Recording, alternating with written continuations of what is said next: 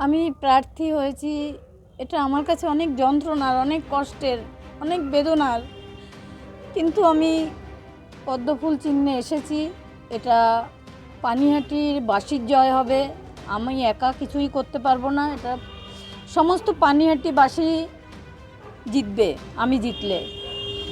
এই অনেকগুলো দিন ধরে যারা প্রতিবাদ করতেই ভুলে গেছিল, আমি তাদের হয়ে প্রতিবাদটা করব, কিন্তু জিতবে তারাই, যারা পানিহাটিবাসী সমস্ত অধিবাসীবৃন্দ।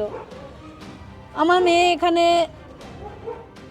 ডায়মন্ড যে চেম্বার করতো, সেখানে সে অনেক পেশেন্টকে চিকিৎসা করত, এবং ও বলতো যে মা, কারো কাছে কিছু চাইতে নেই, দিতে হয়।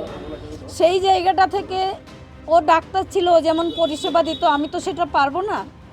তাই আমি চাইবো যে পানিহাটির যে দুরবস্থা, যে জঙ্গল, চারিদিকে রাস্তা দিয়ে হাঁটার উপযোগী নয়, যে ড্রেনেজ ব্যবস্থা, জল জমা, এসবগুলো প্রথমেই, তার থেকে আগে হচ্ছে নারী সুরক্ষা, নারী সম্মান, শিক্ষা, যেটা দুর্নীতিতে লোপ হয়ে গেছে। মানুষ সেটা বলতেও ভুলে যায়, মানুষের কতটুকু পাওয়া উচিত, কতটুকু পাওয়া উচিত না, এটাই মানুষ জানে না। মানুষের সচেতন হওয়া দরকার, সেই মানুষকে সচেতন হবে এবং পানিহাটির মানুষই জিতবে। আমি না, সেটা না, বিচার আমি পাবো, সেই মানসিক দৃঢ়তা আমার কাছে আছে। আমার তো একটা মেয়ে হারিয়েছে, তাকে আমি সুরক্ষা দিতে পারিনি, কিন্তু সেই রাতের যে যন্ত্রণাটা সে পেয়েছিল, সেটা আমার থেকে অনেক বেশি, অনেক বেশি। একা কাউকে খুঁজে পায়নি, শুধু মা বাবা হয়তো চিৎকার করেই গেছে। সেই যে যন্ত্রণাটা, আমি যদি এই সেবা করি, সেও হয়তো কিছুটা খুশি হবে। দলের কর্মী বা যোগাযোগ করেছে কারা? হ্যাঁ, অনেকেই যোগাযোগ করেছে।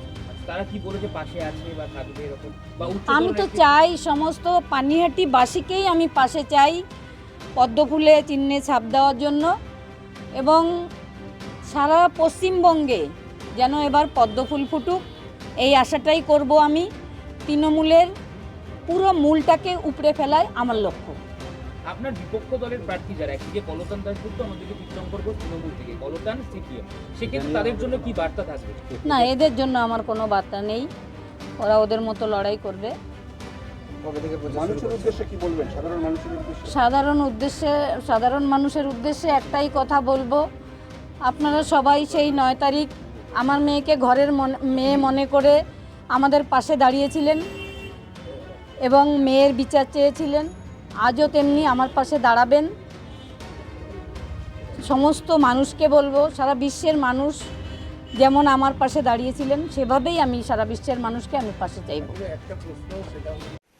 আমি হাঁটতে পারতাম না, আমার হাঁটু বেঁকে গেছিলো। আমি পড়ে গেলে আমি উঠতে পারতাম না। আমি এখানে আসি, অন্যতম নার্সিংহোমে এসেছি,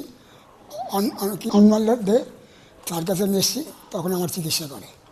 আমি চিকিৎসাতে আমি ভালো হয়েছি, আজকে আমি হাঁটতে পারছি, আমার অসুবিধা আর হয়নি। উনি 15 দিন আগে আমার কাছে এসেছিলেন, দুটো পাই একবারেই বেঁকে গিয়েছিল, যাকে আমরা ফিক্সড ফ্লেক্সন ডিফর্মিটি বলি। উনি হাঁটতেও পারছিলেন না, তো আমরা দুটো হাঁটুই ওনার প্রতিস্থাপন করি এবং স্বাস্থ্যসাথী কার্ডের মাধ্যমেই হয়। তো এর পরবর্তীকালে উনি আজকেই হাঁটা শুরু করলেন এবং দুটো হাঁটুই সোজা হয়ে গেছে এবং উনি স্বাভাবিকভাবেই হাঁটতে পারছেন।